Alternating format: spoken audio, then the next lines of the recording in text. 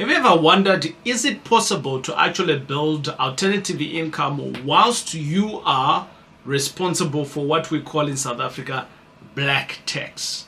Well, my good friends, the short answer is yes. However, we are going to dive in, and by the end of this video, I am going to be able to show you tactical tips on how best you can be able to navigate this, because black tax is not going to go away, and it has created many problems in our families. And some of you are thinking, oh, I'm on the white side, so this doesn't affect me. Well, my good friends, let me explain to you what black tax is all about. If we are meeting for the first time, my name is TJ, your host, and I'm a former banker and founder here at the TJ Tribe.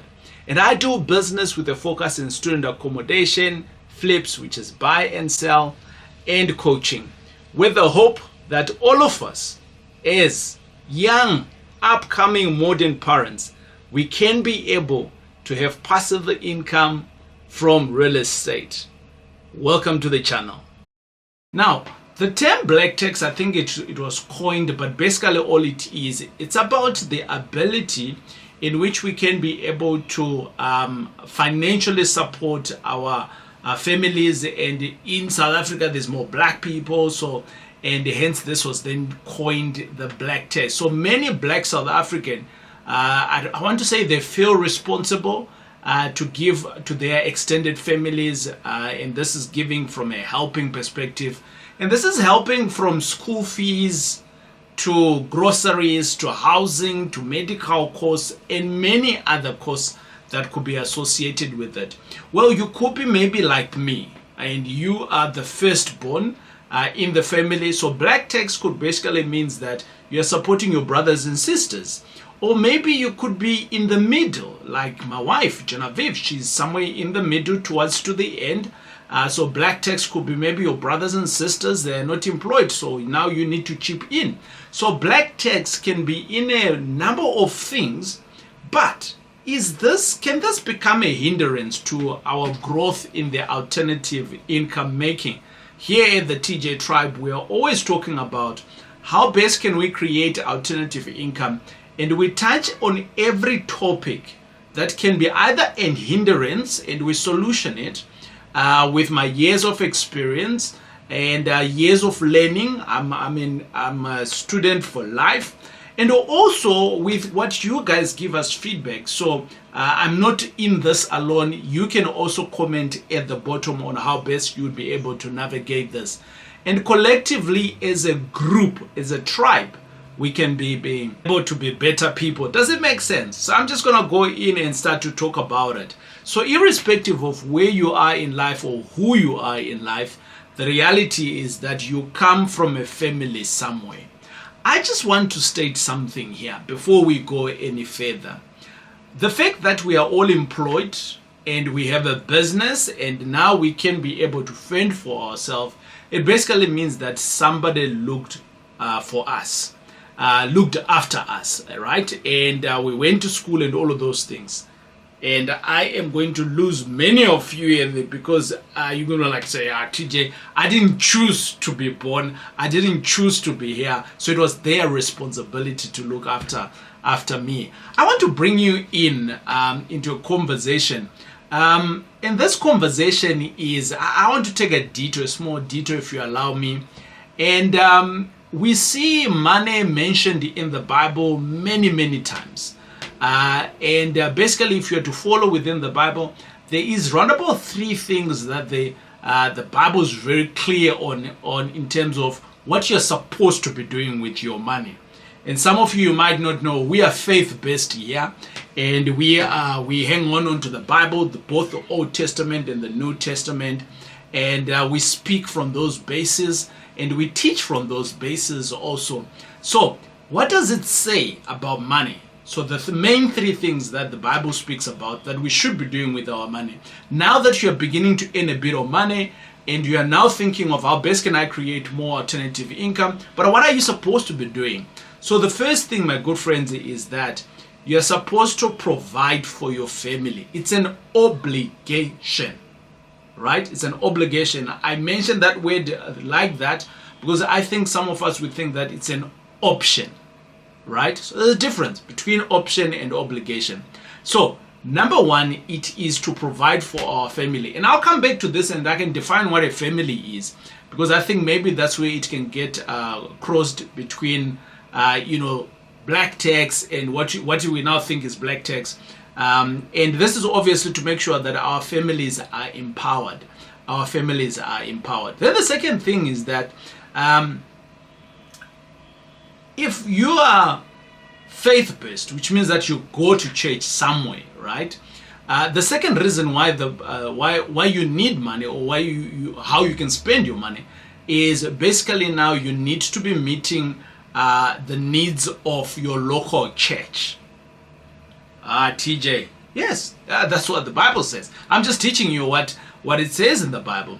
Now, this is a family of choice.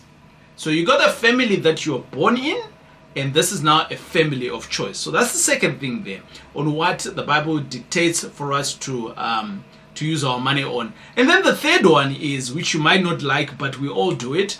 And some of us, we do very little of it because we are learning the art of doing it. And this is to pay taxes. Yes. So the Bible is very clear, pay what belongs to Caesar.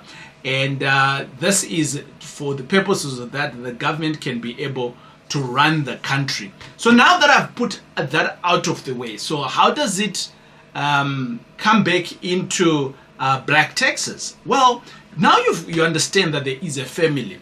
So if you are married today and you got a wife and you got two kids, and I always give you this example of saying, here at the TJ Tribe, we talk to parents who are trying to create alternative income. So parents is a husband and a wife, and we speak of two kids as an example, and we always speak to the husband and the wife earning 50,000 and the one is 60,000, and how best can we do life. And many of us, we have these kids that are now in the teenage years or just pre-teenage years, and we are trying to navigate how life can run. So my examples will always center around that, because I know you. I've been in that boat as well, so I know that. So that's what we want to navigate. So you got maybe baby brothers and you got baby sisters, whatever the case is going to be, or you got parents that are still alive. So how is that considered your family? So the family, let's define that. Who is family? Family is your wife. You always hear me speaking to the wife because I'm a man, but this is about partner, right? So family is about your partner, whether husband or wife, whoever who's listening, and these two kids that you've got. That's your family. That's your immediate number one family. TJ, what about my cousin, brother, my cousin? These are extended family members. What about my mom? She's extended family. Oh, really, TJ? What about my dad? There is extended family, right? Now, your family is this one that you have chosen to have. This is your obligation to look after. You are responsible for them, right? So you are supposed to make sure that there's food on the table, there's alternative money coming in, but what about the extended family? And today we're going to be talking about that now, to say, what about that extended family? The reality is that I want to stress this out. This is not just a financial burden. In passing on, when we're talking about black taxes, I think we must not forget that our extended families, we love them, we respect them, and it's our responsibility. The Bible says that, right? It says that we should be able to look at our family. So our immediate family together with the extended family, it's still our obligation. But if not managed properly, I'm going to repeat this. If it is not managed properly, it can stop you from building your wealth, or it can stop you to create alternative income. It can stop you from building wealth and opportunities. So my good friends, today we want to dive in and to talk about this hot topic, and hopefully I can be able to help you in terms of how I have personally navigated this throughout the years, and I'm still navigating it. I just have a firmer handle on it now compared to when I was starting off. So number one is, let us understand the true cost of black tax. Let us understand the true cost of black tax. The reality is that some of us, we may not know what is actually the true cost because we may not be tracking it. So the first thing that I'd say is when you're understanding it, try to track exactly how much you're giving on a monthly basis, right? The way that you can do that is to sit with your bank statement, right? How much e-wallet did you send?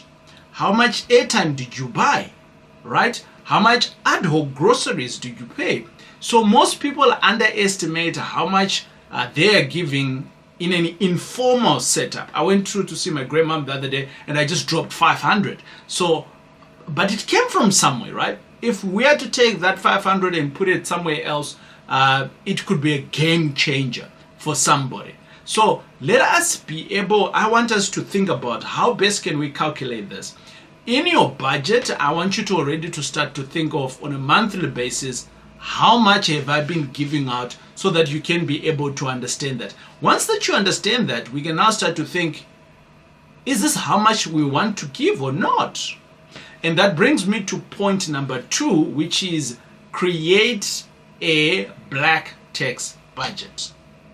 Yeah, I mean it. So create a black tax budget. What I'm trying to say here is, if you've been sending already ad hoc monies and so on and so on, now that you understand how much money is this, it is important that you can actually be able to allocate specific affordable amounts that you can do every month. Is it 500? Is it 1,000? Is it 6,000? I don't know. Now treat it like any other bill, like rent or groceries, paying discovery, or whatever the case is. So it's now within your budget. And now this allows you to be able to budget your monies carefully. Number 3 is set clear boundaries and communicate.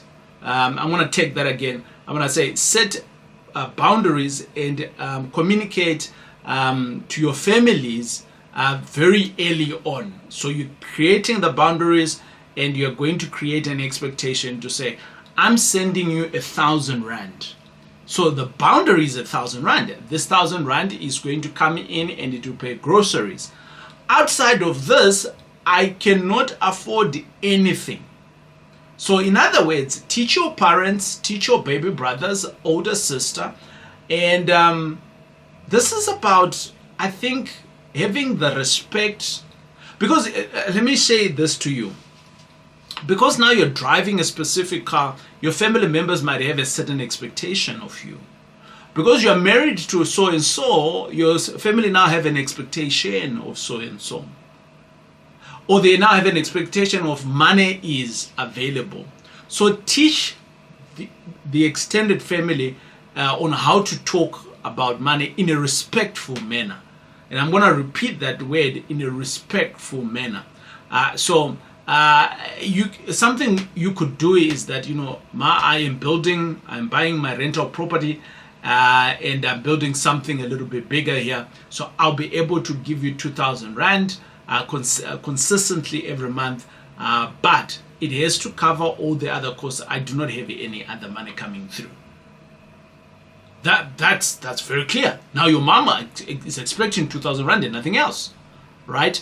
And also, I want to say this.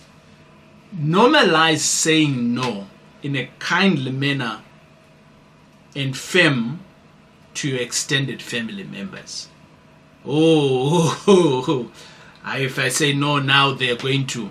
So I'm gonna say this to you. I am the only child between my parents. So I'm the only child between my parents, and which then means that on my paternal side, I've got a half brothers and sisters. On my maternal side, I've got a half brothers and sisters. And I've shared with you guys that, on my paternal side, I don't know them. I didn't grow up with them. I met my father briefly and my biological father briefly. So I don't know them, right? So we don't have much interaction. On my maternal side, we do have a little bit of interaction here and there. With some of them, we've learned to be good friends, some of them, and now we are joining in. But I was also raised in a foster family. So I've got a brother And this brother of mine is, I love him dearly. We are not related at all, but we have decided to be related because we grew up together. We did like 20 years together from when I was a kid to who I am today. So he is my brother. So for that reason, I have multiple brothers and sisters. It can get complicated. My kids sometimes don't get it, but I think the big boy, he's getting it now. So when it comes to black tax, what did it mean for TJ? Well, I had my foster father to look after. Unfortunately, he passed on very early in my 20s. And by then, I'd also started learning how to do black tax in my early employment. So I looked after my foster father. He got ill with pneumonia and so on, and he died very quickly when they diagnosed him then. And I was there for him. I was able to contribute what needed to be contributed as a very young man in my early 20s. And then my foster mother, I looked after her until she was gone. She went with cancer, and within that, I was able to look after her until the day that she went. She never worked for her life, but she was a good hustler as well. Over and above that, I've had my brother, I've had to look after him at some point. He has had to look after me at some point. There is many things that I can mention today in terms of how I've helped others. But that's not the point.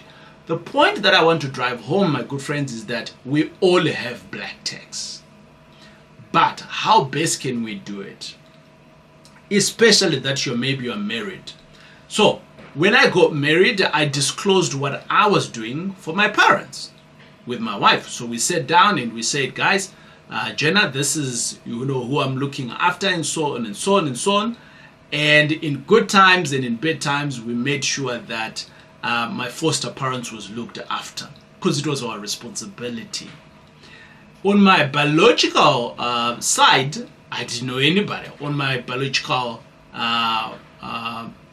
maternal, I then said to my wife, I want to look after one of my baby brothers. So I've got a few of them. But I was very close to one.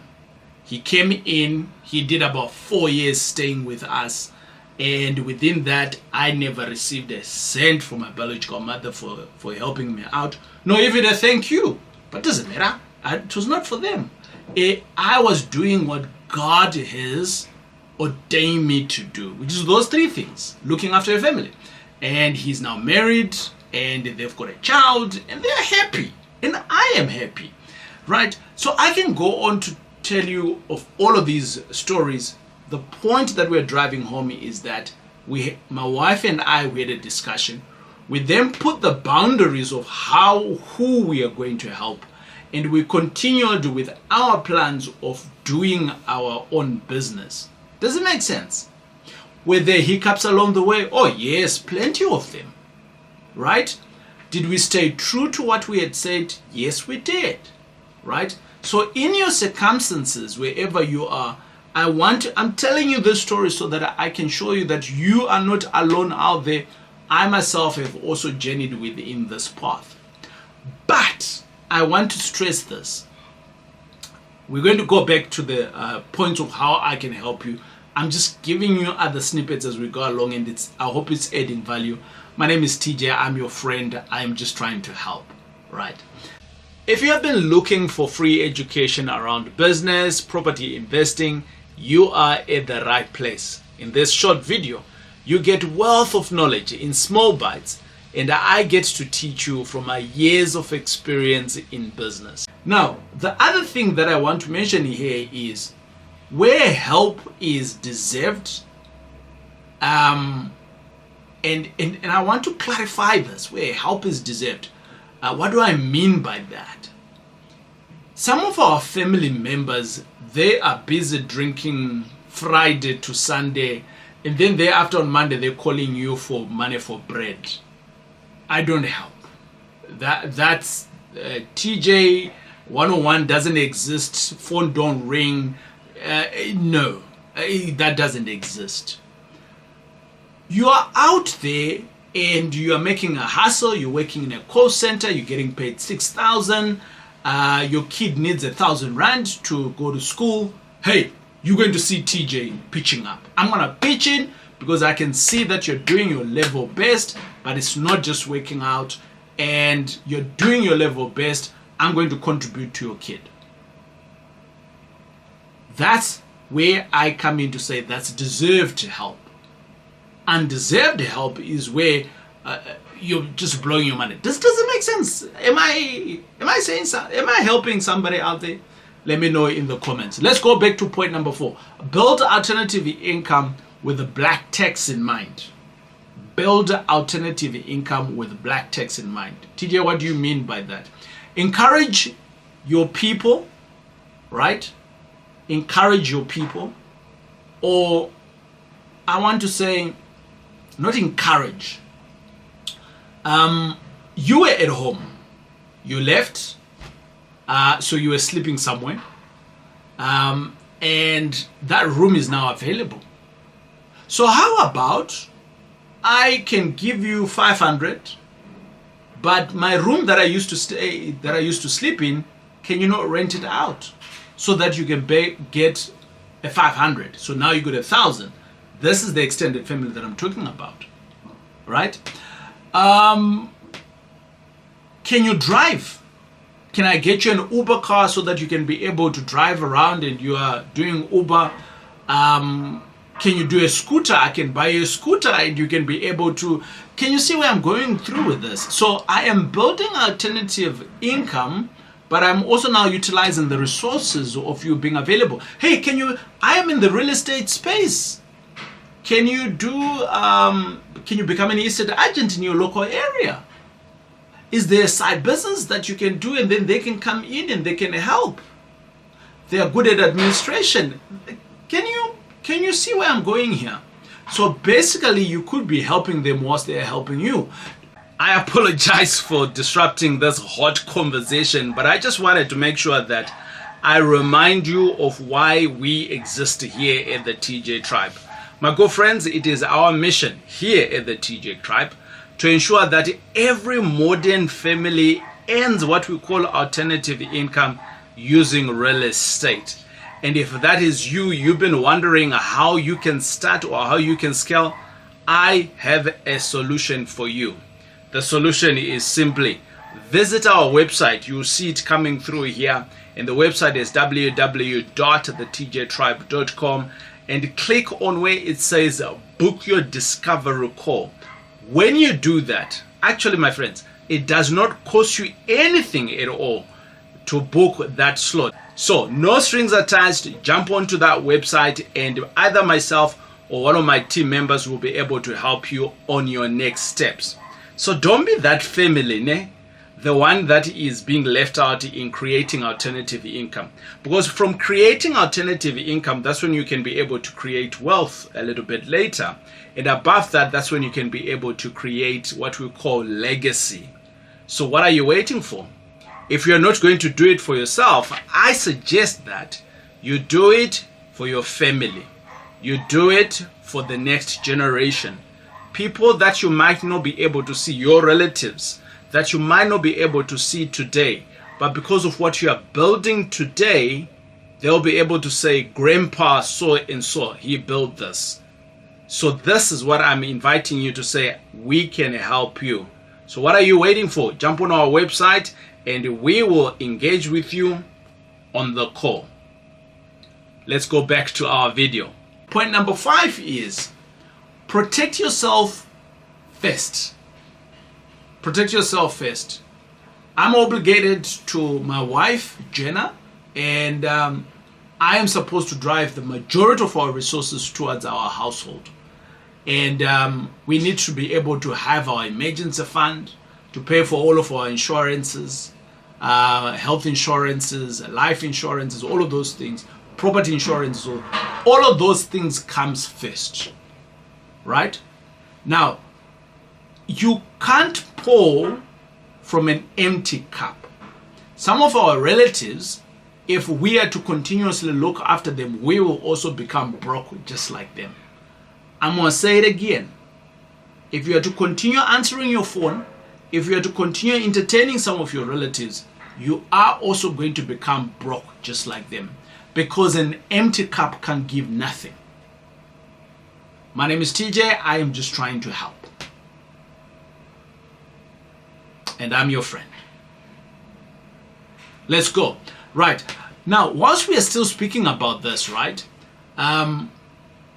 Fortify, there's this concept that's called fortification. So fortify your family first, the wife and the 2 kids. That's what you need to fortify. That's what you need to protect first. That's your God-given responsibility within the section. Then extended family kicks in, right? But we need to do it in a systematic way. Now, the other point that I can mention, which I have tried and it has failed dismally in 1 or 2 projects, but I am not giving up. I'm actually trying out another concept with another very close cousin of mine who has become a brother. And I think in the next year to 2, we'll see it growing. And this is, my good friends, create a family development project. What do you mean by this, TJ? Well, some of us, we come from neighborhoods where our parents or our grandfathers, they are the cornerstone of the society. They're not rich, but they're rich in terms of touching people in whatever way that they do it. Like, for instance, I'll tell you my grandmother, she was amazing at connections. She knew everybody knew her. Right. Now, having a spaza by her, ooh, money, money, money, money, money, money, money, money, money. You get what I mean? So it's utilizing the skills that they have. I spoke earlier on about the Ubers and so on. But this time around, you're making it a family development project. So instead of just helping out any individual, so we're opening up a spaza. Malume becomes the driving guy to go and pick up the thingies, and you buy him an old bakkie for about 60,000, 80,000 rand. So he does pickups and so on, and you manage that bakkie. How much money is coming in? How much money is going for maintenance? How much is Malume getting paid? But the bakkie is also available for the spaza, right? Now, you can think of so many things that you can start now to collaborate. I speak of a spaza. We can speak about back rooms, back at home. I did a couple of videos on back rooms. So you can do back rooms at home. The money comes to you. Do you disperse it back again? So there's many ways of doing it. I just want to land the plane by saying that it is our responsibility to honor our family. But it does not mean sacrificing your future, because if you sacrifice your future, you are going to end up in the same boat where your parents or your extended family members are when in 20 years time, in 30 years time, whatever your age group is. But basically when you retire, you are going to be in the same boat with that. So with the right plan, you can still lift others whilst also rising yourself. Does it make sense? I'm hoping that this video has been of great help to you. This is what I'm going to ask of you to do. If this was helpful to you, as much as a difficult conversation for us to have, pass it on to other people, let other people understand it. We are always growing because of these conversations and sharing and so on. But also over and above that, what's more important for me is how have you managed black tax? I've given you about 6 tactical options that I have deployed over the years. How have you done it? I'm sure you do have. So I think on this video we should be seeing thousands and thousands of comments with people just giving us how you've done it. And my good friends, you are not just giving a comment for just giving a comment. You are helping the tribe.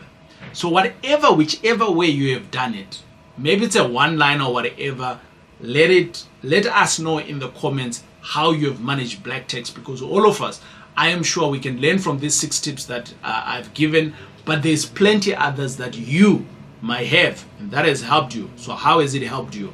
and we want to learn from you. It is I, your boy TJ. It's great hanging out with you. I'll see you here, right here at the TJ Tribe on the next video.